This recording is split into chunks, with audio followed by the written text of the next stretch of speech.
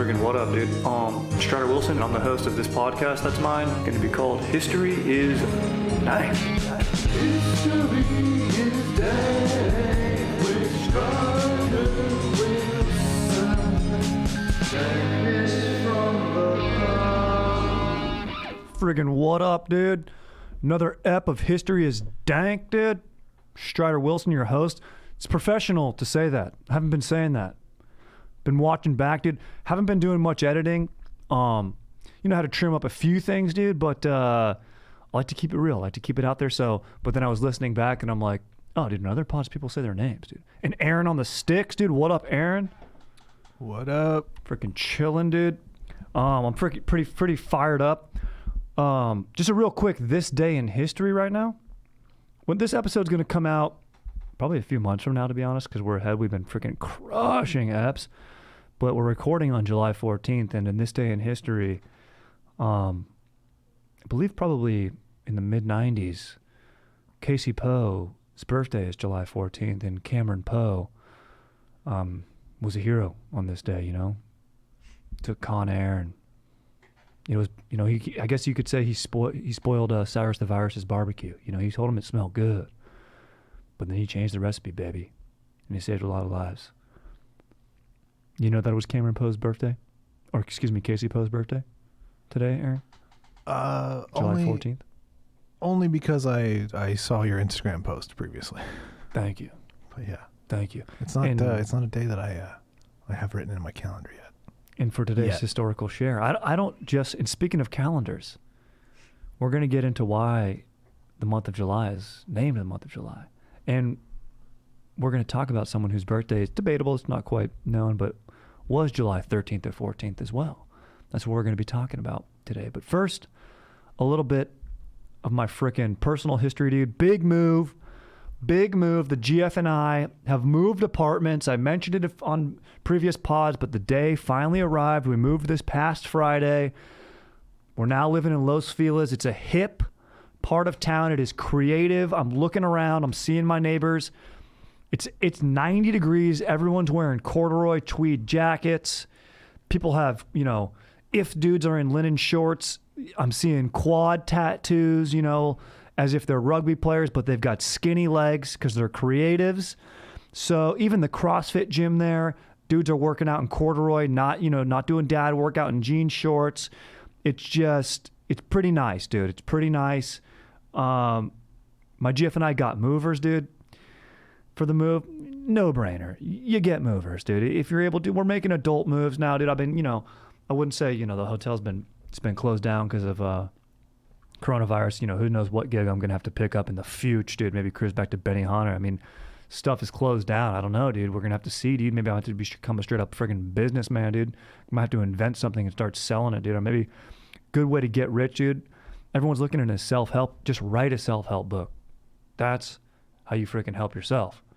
Get some freaking dough, dude. So just fired up on that, dude. And yeah, dude, stoked on the new abode. So fired up. And you know, I mean, I'm sure you're all wondering right now, you know, have I broken in the drill factory yet? And that's going to be this afternoon. We're recording on a Tuesday. You probably would have figured, you know, I would have broken it in, you know, told all the movers, hey, hold on, take a lunch break. Told my GF, hold on, I don't want you to be around the paint in here, you know, because they just redid the unit. Don't breathe too much of this paint. Then locked myself in the bathroom and enjoyed myself, but I did not do that. I will be breaking in the drill factory this afternoon when my GF goes out on a jog, when it cools down. Like I mentioned, it's toasty. It's the east side. We're not close to the coast. This might be the farthest I've ever lived from the coast, to be honest. You know, I went to college in San Diego, close to the coast in La Jolla, dude. Freaking grew up in San Juan Capistrano. It's right there, dude. It's about 3 miles from the coast, dude, in Capo Beach, dude. And now, dude, I'm about, I'd probably say 10 miles. I don't know, something like that. So it feels pretty crazy. It's hot, but I will be stepping into the drill factory when it cools down. When my GF goes out for her jog, I will go in there and I'm going to break it in real quick. It's going to be fast, dude. I got perfect high-speed Wi-Fi, dude. The only thing faster than my Wi-Fi is going to be my elbow and wrist action on my dong. And it's going to be nice. So looking forward to that. Nice to have things to look forward to. Aaron, what do you got going on, dude? What's good? Any new personal history share updates? No, nothing. No, I'm good. Just chilling. Nice. Trying to chill. It's hot as balls. Totally hot as balls. Yeah, you just mentioned before we recorded that freaking it was 109 at your place on Saturday. Yeah. Ridiculous. It's toasty, dude. Yeah. I want this temperature to take care of this virus, dude. Isn't that like supposed to be the science behind this? Like viruses don't do well in the heat. I mean, come on, dude. Come on, dude. So, I don't know, dude. But I do know the drill factory is going to be established. And it's going to be nice. It's spacious. I've got central AC. I'm going to be nice and cool. It's going to be a great experience. You know, they say the best things are short-lived, and it's going to be short-lived. I'm quick, you know, in and out. And it's going to be dang. So earlier, let's get into our historical share. Earlier, I mentioned that we were going to talk about someone's whose birthday it was in July. And we're going to talk about a dude today named Julius Caesar, dude, who was born to the Julii clan and the frickin' Romans, dude. And that's, you know, a little quick background on that. I put this note a little bit later. It's just a little fun fact. I'm not going to specifically talk about, why July is called what it is. But, I mean, that's the basic real reason, dude. It's frickin' Julius Caesar's name, dude, named after him. He's a frickin' prominent dude in history, dude. And frickin' what I want to focus on about him, though, is a specific incident in his life when he was kidnapped by some pirates. Aaron, are you familiar with this? No, I didn't know about this. Yeah. Happened twice. Julius Well, I mean, the Caesar. second one's on you. True. But guess what? According, we're going to learn a little bit about Caesar's personality here. He didn't even mind that it was coming the second time. First time he gets kidnapped, and, I got this story from livius.org, and, they, of course, reference freaking Plutarch, dude, of Coronea, dude. This guy's a Greek friggin' scholar, dude. I think he was born in Delphi, dude. And he lived in 46 Common Era to 122 Common Era. Caesar was born debatably around the year 100 BC, and then died in I think around 44, something like that. I've got it later in the notes. We'll get to the exact date, and we all know how he died. But dude, yeah, this guy's a friggin' ledge, bro. I learned about this story when I took like I mentioned, dude, I was a unit or two away from minoring in history at UC San Diego, dude. And I remember I had this professor, me and my roommate, dude, Joel, dude. What up, Joel Davidson, dude? He freaking indie legend, Joel, dude. Dude introduced me to bands like, Arcade Fire before they were huge, and freaking, Broken Social Scene.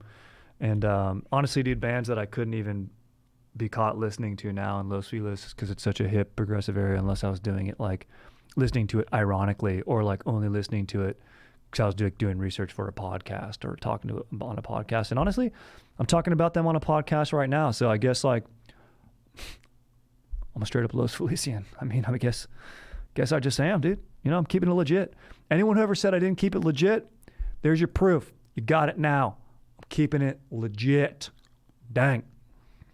So we had a professor that told us this story, and me and my buddy Joel were like, dude, Caesar, badass. What a great freaking lecture. So I wanted to freaking pass on that knowledge if anyone didn't know. I mean, we all know about Caesar. We know about the play, the Shakespearean play, dude. We know about freaking Caesar salad, dude, which actually, fun fact, is not named for Julius Caesar. The Caesar salad, Aaron, do you know where it was invented? Tijuana, Mexico. That's what I'm talking about, dude. That's what I'm talking about. In a recent invention, like in the 20th century. Mm-hmm. Yeah, dude.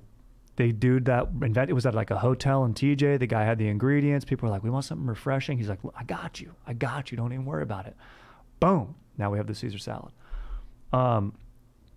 But Plutarch, a little bit about him. So he's the one who, he wrote a lot of like biographies.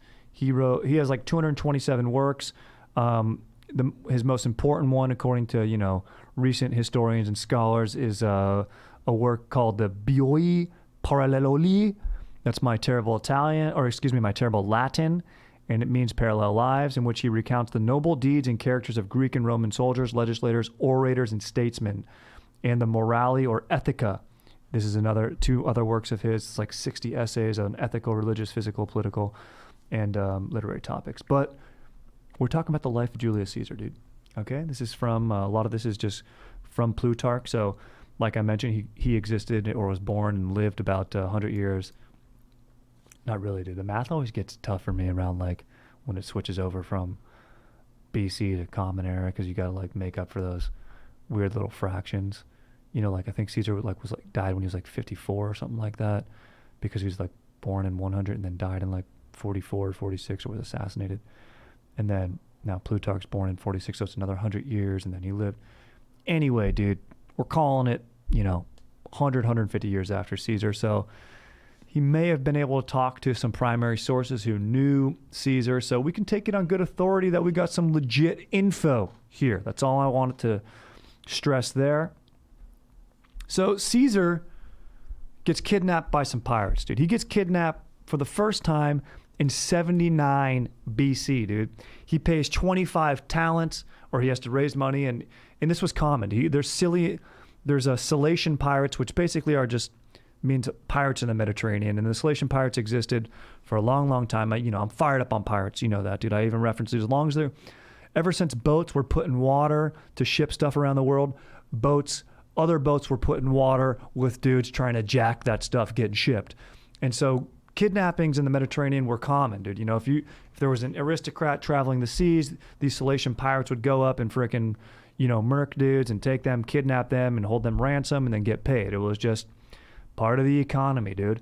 Part of that maritime economy. And the Romans, aristocrats and elites in the Roman government didn't really quell the rebellion like they could have.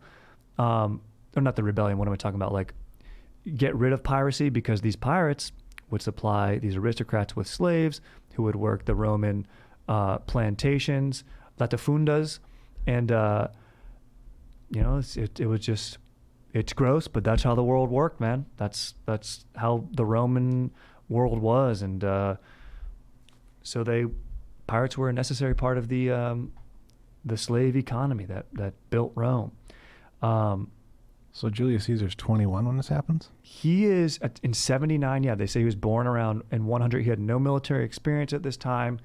Julius Caesar, he's just the heir to a throne, kind of, and his clan, the Julia clan, was aristocratic, but they weren't like very prominent. And they actually sided with there was a civil war going on, like when Julius Caesar was young, and he sided with like the I want to say Mencha, but it's like Mencha side of the revolutionaries, which were more for the people, so like for the plebeians. And so you would say he was like a man of the people when he was grown. And scholars will even say like Caesar, when he was a young man, like I don't think he ever set out to be like, I want to be a dictator of Rome. I want to be the king. I think he just wanted to be, get consulship, which, I think his uncle had consulship, which was like, it's an elected position. In Roman society, you gained prominence from, of course, wealth, but through elected positions, because it meant you were able to win favor. And he was actually traveling to Rhodes when he was kidnapped to work on orating skills and speech writing skills under a professor, a dude named Mullen in Rhodes, like freaking Rodney Mullen, dude, the skater versus Daewon Song. And later, Caesar will team up with Crassus, who comes from like one of the wealthiest Roman families of all time. So you got to have money backing you in the triumvirate. Crassus and Pompey, like the significant, Pompey is like the legendary general of Rome. Maybe only Scipio Africanus might be another second most legendary general. And honestly, probably the third most, probably goes Caesar is number one, or maybe Mark Antony, who was part of the third triumvirate, but that didn't involve Caesar. That was later on. But anyway, Caesar is an aristocrat. He is a patrician, but not necessarily, obviously he's exorbitantly wealthier than the slaves that they held and the freaking other plebeians, but he had to earn his way up. He basically was a dude who, his dad died. I'm not exactly sure why or how. Maybe Should have freaking looked that up, but hey, let me scratch that curiosity bug, listeners. I did this on purpose, give you a little bit of homework. So, you know, he does owe a lot to his mom. He was raised basically by his mom, and, you know, didn't have a strong male figure. But, you know, maybe we got to do another deep dive on like the aristocratic clans or something like that, and maybe he did have some. So basically he was a dude who had to go out and make a name for himself, and that's what he was trying to do when he was like, yeah, Aaron, like you said, in his 20s, early 20s, cruising out, basically college age, and he's like, dude, I'm gonna go to Rhodes, dude, and be a freaking straight up Rhodes scholar, and learn how to write some speeches, dude. And in 79, I'm not exactly sure where he was traveling, but he was abducted by pirates. It just lets you know. I just say that because I want you to know that in 75 he went out again and was kidnapped twice. So just looked it up. In 85 BC, his dad died suddenly while putting on his shoes. probably a stroke. Yeah, Probably a stroke. Sad. Unchill. Very, very unchill, dude. So freaking, let me just tell you this. If I get kidnapped in the Mediterranean, Aaron, I'm not going back. You know what I mean? Like, I'm not going back anywhere something bad happened to me. You know, like my GF and I, we're not going to go back to our old apartment and say, what up to Ignacio? I'm not going to go over there and try to breathe Jerry's smoke, you know, just to relive it. I'm steering clear. I'm not cruising back to my old street, dude. Clean break. Clean break. I'm hanging in there. You know what I mean? Like, I thought you meant if you got kidnapped, you're going full Dread Pirate Roberts and like becoming one of them. Dude, that's what I would say. Dude, and this is one of the few stories where you might actually be on the pirate side. I love pirates. And I'm kind of on the pirate side in this story, but it's just basically about Caesar being a freaking badass, dude.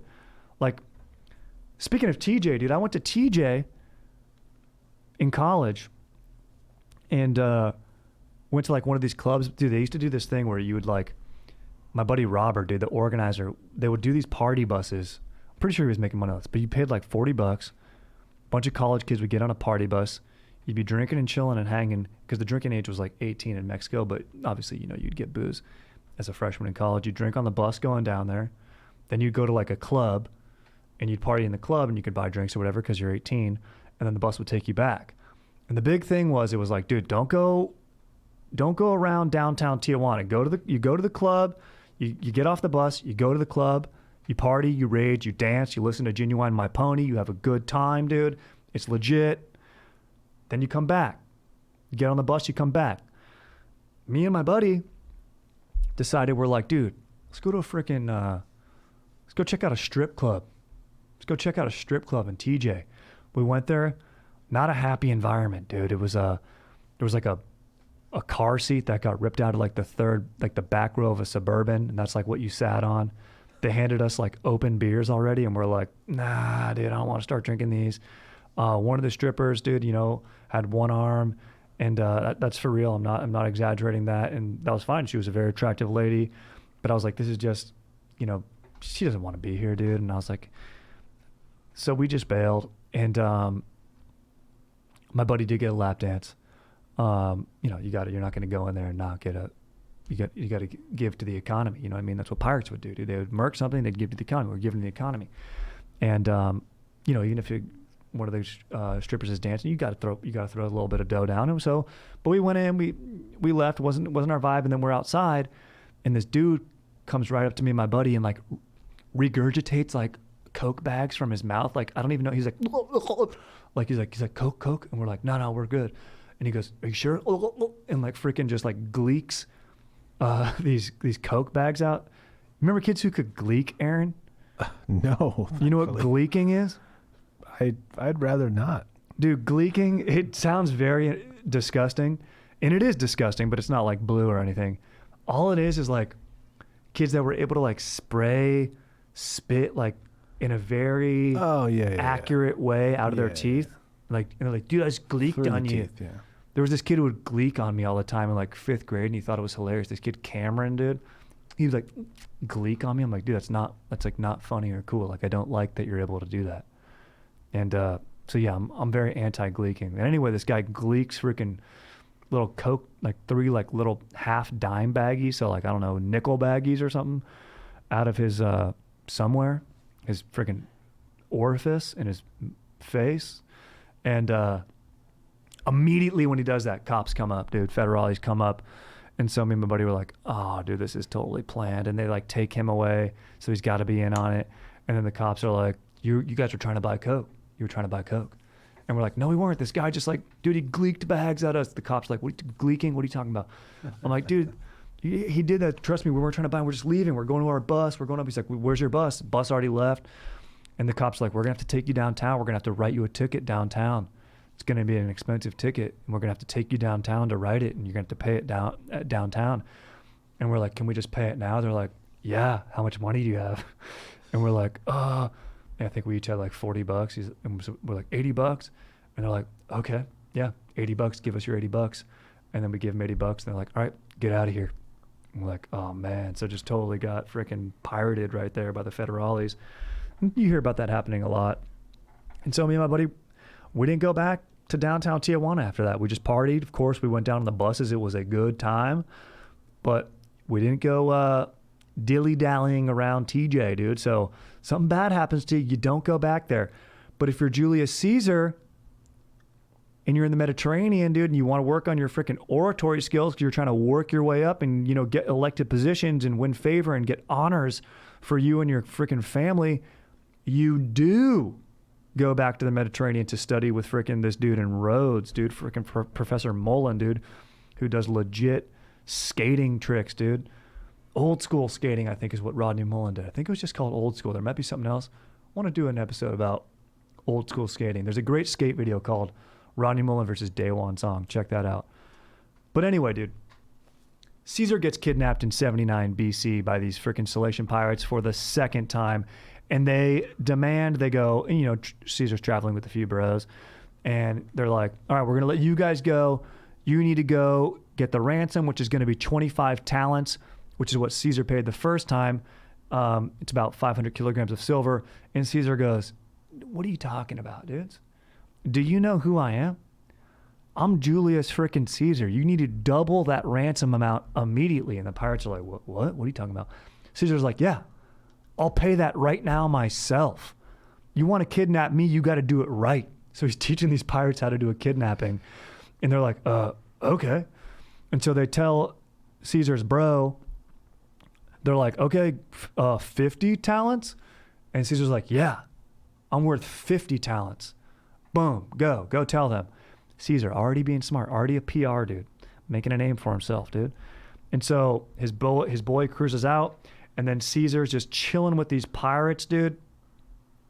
And he's like, he plays like games with them, dude. And by the way, a little bit about these pirates from Plutarch right here, dude.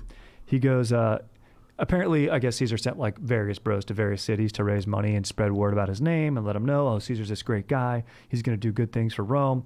But he's with these Salatian pirates, and these Salatian pirates are they're bloodthirsty people. According to Plutarch, they're the most bloodthirsty people in the world. And Caesar goes on and he treats them very high-handedly. And that, in fact, like whenever he wanted to sleep, by the way, he's like, he's their prisoner.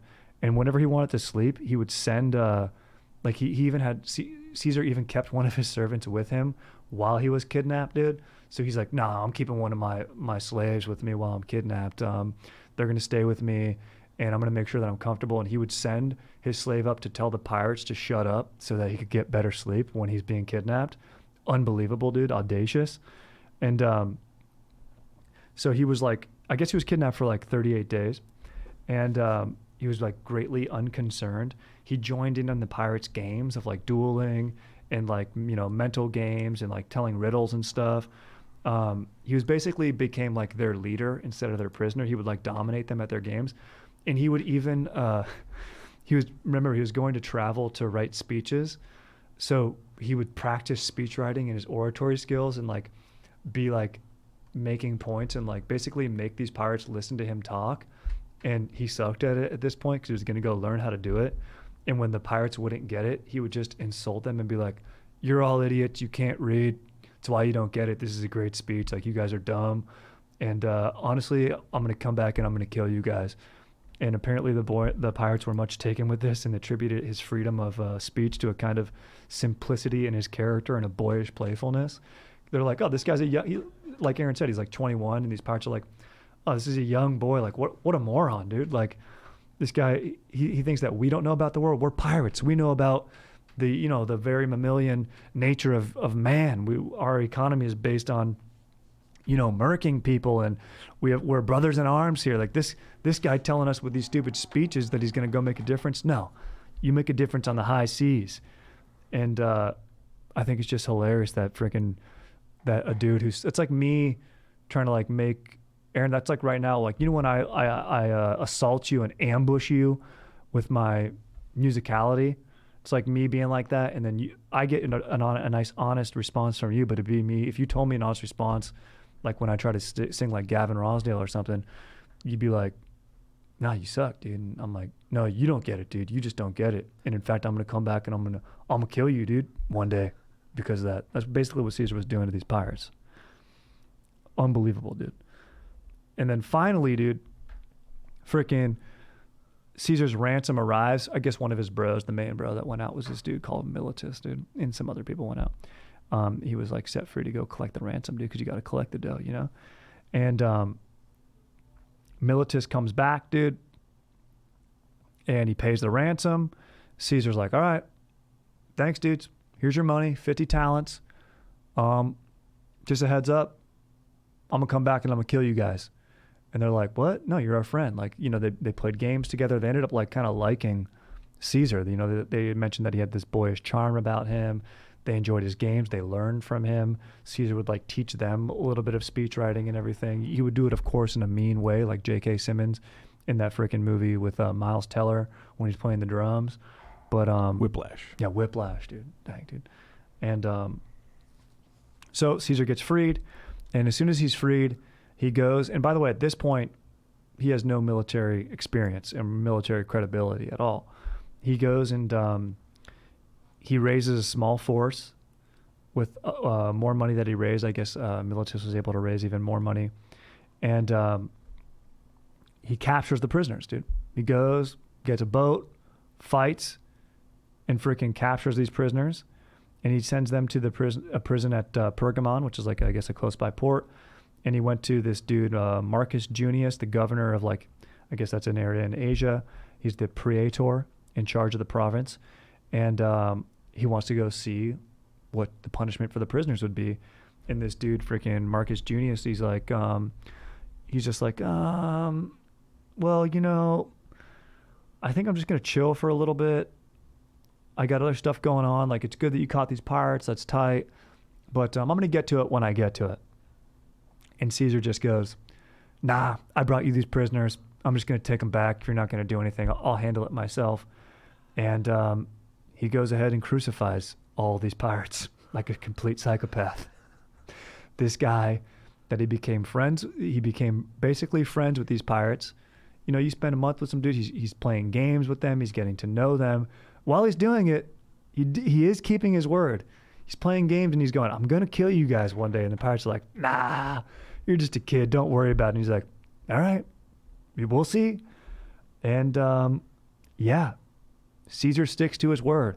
And, quoting my professor who told me this story in college, he goes, you don't fuck with Julius Caesar. And, this is part of why we got to study history a little bit. We learn about the tendencies and of individuals. And of course, a dude who's going to stick to his word like this is going to go on to do, I would say, accomplish, great things by becoming the freaking king of Rome. He then goes on, he studies his speech writing, dude. He becomes an orator. He gets married, and then when he's married, I think there's like a political shift. I mentioned earlier, like his family, the Julia family had to like side with revolutionaries in the beginning. Then like things switch over, and and he marries a woman who I think actually he did end up loving, because one of the emperors was like, or not an emperor, but like a more influential and politically powerful person tells Julius like, oh, you need to divorce your wife now because of political reasons. And Caesar's like, nah. And then in fact, when he's kidnapped, it's like right after his wife passes away. I think she got sick or something like that, and she passes away. And but he sticks to his guns. The point of that is that he sticks to his guns, and then he, because of the political shifts, he goes out and like conquers Gaul, and he gets some military credit after his first military experience is this with the pirates and murking them, and then he goes on to team up with, like I mentioned earlier, Crassus, who becomes sort of a mentor. Like I mentioned, Caesar had no father figure. He sort of is mentored by Crassus, who is also a psychopath. He's the dude, you might know him. He is the dude who quells the Spartacus rebellion, and he crucifies 600 gladiators and slaves along the what's the name of the road? It's like the Appian Way, and that's like a main military road. Rome was known for building their roads, dude. Huge strategic advantage and helpful to their empire. Also, the Roman legionaries wore cleats, dude. We should just do an episode where we just break down what, like, the intricacies of one Roman legion. And anyway, this dude Crassus is a psycho, and you probably see why they hit it off, him and Caesar. They're like, oh, you like crucifying dudes? Yeah, I like crucifying dudes too. Oh, sweet, dude, let's go take over Rome. And then Pompey is a great general. And so they go on to rule, and then when Crassus dies, that's when Pompey and one of his buddies are like, oh, dude, we could seize power from Caesar. And Caesar was gaining a lot of power and popularity because he was a freaking good orator and good speechwriter. And, he sort of made his way up in Rome like the proper way by military victory and winning and getting elected to office by, being a freaking influential dude. Basically, he was like an influencer, dude. Early influencer. Yeah, dude. I mean, that's basically, then we all know he gets betrayed. Of course, he gets betrayed by his bro, Brutus. Apparently, I read this, Brutus was also sleeping with Caesar's mom. If they're in love, that's tight. But if Brutus was just doing this, then he's just a bad friend, dude. He's banging Caesar's mom. Then he freaking stabs him in the back, dude. Schmoll move. 100%. Aaron, you said it. Brutus, ultimate schmoll. I don't know if he's the first schmoll in history, but he's definitely a prominent schmoll in the history of schmolls, dude. In fact, he's the one who convinces Caesar. I was just curious. I was like, I know Caesar gets killed, but why, where, how? And he was invited to some gladiatorial games in his honor. And Caesar was notoriously known for not traveling with bodyguards. I mean, why would he? The guy went back and got kidnapped by pirates twice, comes out on top. He wins a civil war and, teams up with the triumvirate. The guys had nothing but successes. He gets a little bit of hubris. He's like, I don't need a bodyguard. What are you talking about? I don't need bodyguards, dude. I'm the freaking man, dude. I get kidnapped. I murk pirates. I'm more pirate than pirates. Do you understand? That's who I am. He basically pirated an empire. I mean, that's basically kind of what the triumvirate is in like these civil wars. It's just, because it's governments. Nah, dude. And it's on land? Nah, dude. Freaking land pirates, bro. And, yeah, dude. Freaking, dude, just the fact that he goes back after getting, like, if something bad happens to me, I'm not going back, dude. And I love that he's traveling to learn. Also, part of what he was traveling to do was learn poetry and speech writing, dude. These pirates probably thought they were just sneaking up on some dude. Oh, dude, this guy's going to go be, it's a dude who's a poet, dude. Oh, he wants to go learn, write about his feelings. Ooh, probably making this noise, the pirates, Salation pirates. Ooh, dude, you're going to learn how to write about your feelings? Ooh. And then Caesar's like, yeah, write about my feelings of rage. How's that for a feeling, dude? Freaking gnarly, dude. Anyway, freaking Caesar gets invited to these gladiatorial games by Brutus, the schmoll, dude. He's freaking making love to his mom. And he's got no security, dude. Basically, Caesar's like, dude, I just cruise around in my toga. Honestly, dude, you guys, I bet Caesar was probably like, you guys are all lucky that I'm just not walking around naked right now. That's how loose I am. You guys are lucky I don't slow motion streak all over the place, which is just walking around naked, dude. He's like, you're lucky I got this toga on. And apparently that's what happened is one dude, to get Caesar's attention, pulled his toga, and Caesar's like, what are you doing? Are we freaking pulling my toga? What are you doing? He looks over, and then some other senators, there was like 50 of them, I guess. Not all of them were able to, of course, stab him. It's a lot of dudes to get close, but Caesar was stabbed over 30 times. And then we all know Caesar's last words. Aaron, are you able to know him? You know him, but you might not be able to pull it off the top of your dome, but you know him. E2 Brute? Exactly. Aaron, what a freaking legend, dude. Yeah. What a freaking legend. And so, I mean, that's just basically an example of the badassery of Julius Caesar. I love that there's a dude that's more pirate than pirates, and I love pirates. So you got to respect what Caesar accomplished in his time. You know, even though he did it in a way that was quite gruesome at times. But honestly, dude had principles, you know. He didn't betray, I'm sure he did, of course, betray people and, you know, do a backstabbing on his own. You don't get to the top without, you know, doing something murking into gray territory, you know, delving into some murky waters of your own. But I mean, you know, dude, the dudes he made it, Crassus passes away. Sounds like he had Caesar's back, but then Pompey betrayed him, dude. And then Caesar just had to shut that down. You know, Pompey was a better general at that point. Caesar steps up. He goes, nah, dude, I'm more persuasive, dude. I got passion on my side. His soldiers had passion, dude, fighting for him. Boom. Takes out Pompey. And the reason he's killed is the senators were worried that he would infringe upon their power, dude. They want it. It just basically comes down to they wanted to make sure that if Caesar became a dictator, they could take their lands, he could tax them more or whatever. And they didn't want that. So they were afraid, dude. And they reacted out of fear. And, you know, that's something Caesar didn't do. He didn't react out of fear, dude. He reacted out of rage, which is psycho. And, you know, it made me even think. I was even thinking, I was like,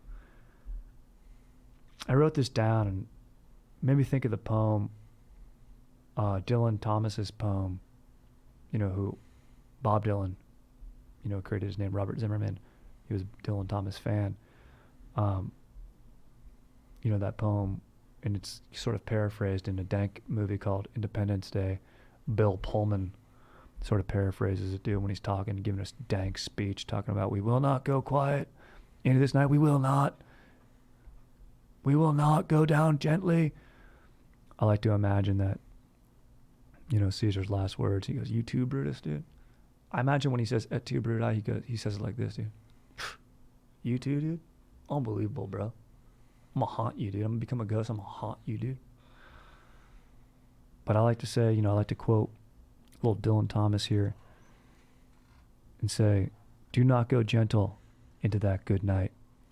Old age should burn and rave at close of day. Rage, rage against the dying of the light. And I believe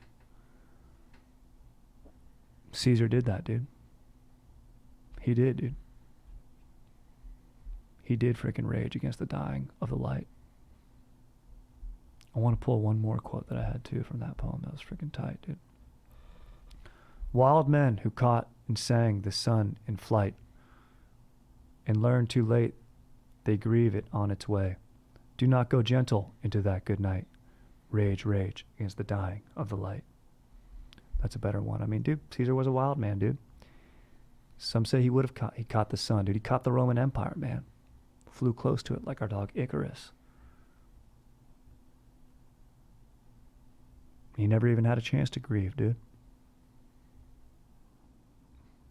And he didn't get a chance to go away gently because he was straight up assassinated, dude. Frickin' Gnarls Barkley right there, bro. And that is the frickin' story of Julius Caesar and his kidnapping by the Cilician pirates, dude. Take a few cues, dude, and head out. Strider, my dog, what's going on? I love the pod and about the valets and basketball. Super interesting, and I'm looking forward to much more. Nice, legend, dude. I have a question that I hope you have an answer to. You are the relationship expert. I trust you can get me through this. So there's this girl I met on a pen pal website, and she's super pretty and has an amazing personality. She's like a dream, but there's one problem. She lives in Missouri, and I'm back here in Cali. I met this other girl here in Cali, and man, she's so awesome too. They're a lot alike, and I'm sure they could be great friends. But I just don't know what to do. Do I spend my time trying with the Missouri girl, or should I try to focus on what I have here? I feel the same about both. Is it worth to try and make something out of it that I may or may not be with in Missouri? Help, Strider, help. Anyways, I can't wait for the new apps, dude. Hope you're staying safe during this time, dude. Andy Rupert, dude. What up, dude? Legend Andy, dude. I mean, it's tough, dude. Sounds like he's embattled right here where he's like, I don't know, man. I feel like at this point it's new with both ladies. I mean, see how it goes. You know, at the early period, dude, you can still, you know, sort of have your feet in both pools to a degree, but then it's going to come to a point where, you know, if you start hitting it off with one of the ladies and it sounds like, you know, the girl that's in Cali, dude, things are probably going to be able to move faster there. But if you like this girl in Missouri more, then you got to be honest with the girl in Cali and be like, hey, I mean, maybe you just take a risk, dude. It sounds like the fact that you got to write this, that your heart's leaning Missouri, because the easy choice would be just to cut ties with the girl in Missouri, you know? I'd say maybe you got to cut ties with the girl in Cali and start really pursuing this girl in Missouri. All in, baby. Poker. All in. You go all in when it comes to love. That's the type of guy I am. You don't dilly-dally. You don't play a lot of hands. You're pot committed. And I'm going pot committed, Missouri. That's my advice. Aaron, what do you think? First of all, since it's Missouri, I got to say go Cards. Legend. I was going to go the complete opposite. I think... Love it. I think you got to go with what's in front of you. Like, nobody's traveling right now. Are you going to drive to Missouri? No. But you got the internet. You got Zoom. Yeah, you can be friends, I guess. But what? You know? But aren't there great romantic movies where, like, you know, it's like from a bygone era and there's pen pals, they've never met each other and never seen each other's faces, but they love the personality of each other, and then they meet. And of course they're, you know, hot actors and actresses. Yeah. And we're like, hell yeah. And we know it's like, yeah, it's like Matt Damon and Emily Blunt or something like that. And then, but you know, there's something romantic about that. It sounds like this guy's a little bit of a romantic, you know? I get it, but you could also get your heart broken. This could be a catfish. True. Wait, no, he said that he said that she's super pretty. Yeah. Oh. They always are. It could be a catfish. You could be getting catfish, dude. Dude, you could be getting cat. You know what? Go and get catfish. As long as it's not by a serial killer murder, just don't get murdered. Yeah, don't give any money. But I don't think, don't give any money and don't get murdered, dude. But it's like, if it was a girl that was interested in a dude, if it was reversed, I'd be like, steer clear. But since it's a dude, I'm like, if you're going to get murdered by a lady, whatever. But, yeah, you got to get murdered by a lady. That's fine. I mean, it's our time. Yeah, but I got a double standard when it comes to that. I'm sorry. But it's like, dude, if you're the first dude to get murdered by a lady serial killer, which there's got to be some, we just don't know about it. Yeah. Eileen Wuornos was a monster. What did she do? She was a serial killer. Dude, that's insane. Charlize Theron played her in a movie. Oh, the movie Monster? Yeah. I never seen that, dude. Yeah, she's the first documented female serial killer. Yeah. Gnarly. Dude, I'm watching that doc right now with my GF about the Golden State Killer. Oh yeah, that's good stuff. Michelle McNamara. Yeah. Dude, she's a beast. Yeah.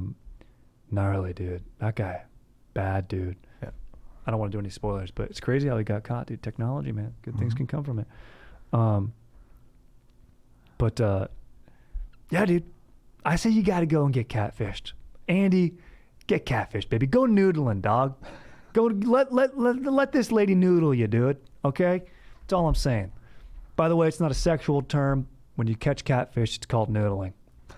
Okay. I would also say, try to schedule a phone call if you haven't already. And if you do, if there's any hiccup in it, like she's not available when you call or whatever, something's wrong. True. Very true. Very true. You got to be aware of that. Do a hard phone call, FaceTime, meet via FaceTime, via Zoom, whatever, live, nothing recorded, any of that, before you go out there. And then, wait for the Q-teen. So you got time before you get catfished. Okay, let's do one more. What is up, Strider? First off, big ups on the frickin' commencement of the pod. Thank you, dude. Fires me up to see you spreading knowledge on domes around the world and doing what you love. Dude, thank you. That's what it's all about, dude. That's literally what it's all about. Freaking lucky, dude, to have Dank Bros, Chad, and JT hooking it up, dude. I was wondering, when you say stacking fat tips at Valet, what exactly qualifies as fat? In no way do I mean to intrude on personal finances, but as someone who uses valet in the city from time to time, I'm always wondering what a courteous tip is to give to a valet. A couple bucks, 5 spot, does it depend on the type of location? Any stories of schmoles not leaving tips, or even better, someone like Chad Ochocinco pulling up and tipping a nice Benjamin? We'll love to hear. Keep up the dank work and best of luck on your journey to the Valet Olympics. Sam and the Dogs of White Castle. Nice, dude. So it's his bros writing. I love that they're the Dogs of White Castle. I've actually never had White Castle. Have you, Aaron? I'm sure I did as a kid because I grew up in Chicago a little bit. But I've only had like the frozen kind as an adult from the grocery store. Worth picking up or no? It's good. Yeah, I'm sure it's better at the restaurant, but it's good. I mean, when it comes to me and you will always be at odds between Five Guys and In-N-Out. Mm-hmm. Does White Castle even deserve a seat at that table? It's just so different. They're small. You get like a sack of them. Yeah. Yeah. It's more like a novelty, it feels like. Yeah. Okay, so, dude, basic valet tip, this is a good question. $2, I would say. If you're a regular dude, you got a job, you're not struggling to put food on the table. If you're using a valet service, a lot of people don't want to. I get it. Everyone knows how to park their own car. But, valets, sometimes they pinch you, and that's how it works. That's part of the biz. I guess we're Salatian pirates of parking lots to a degree. But $2. If you're a rich dude, $5. Now, if you're at a hotel and you're a baller, dude, in Beverly Hills, and if you want like the basic good spot, $20. If you're like, dude, take care of my car, I want it, pulled up when I come out, $20 is going to get you that basic stuff, and then C notes. I talk about Shaq. Shaq's a legend, dude. He'll come around and give like each valet that's working in the crew $20 a piece. So the guy's a beast, and oftentimes there's like 5 valets on and 2 doormen, so he's dropping to $140, just being like, what up, dude? So Shaq's a total ledge, dude. Classic stiffs. Okay, here's one. This guy's a ultimate.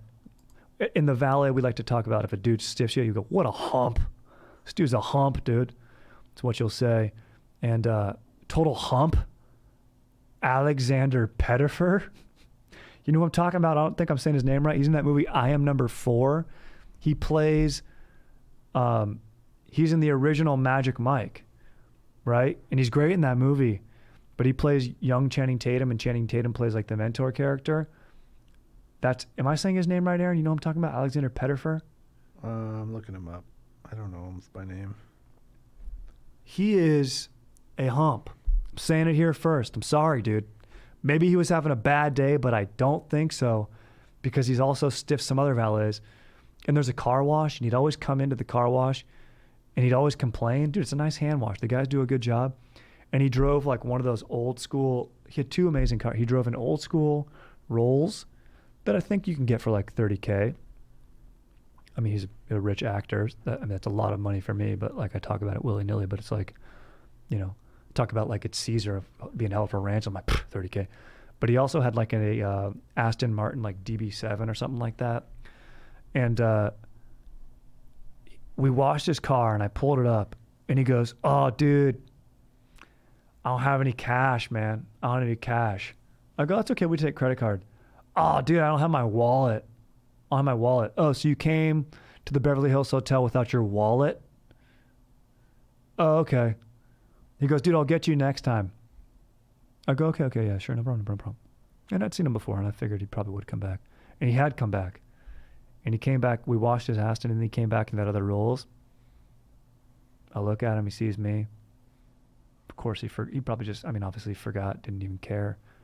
He never took care of me. Never even paid for that wash. I didn't hit him up about it. Maybe the doorman did. Collected the dough. So that's a hump. He's number 6 at best. Yeah, dude, he's not top 5. Yeah, exactly. You kidding me? He's not number 4.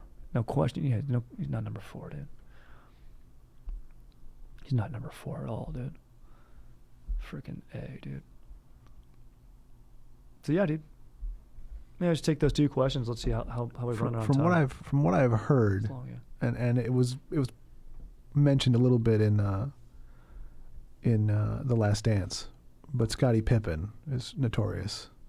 Really? No tipping Pippen. No tip. It makes sense in The Last Dance when he gets underpaid on the contracts. He's like, damn it, dude. He's just kind of taking into all facets of his life.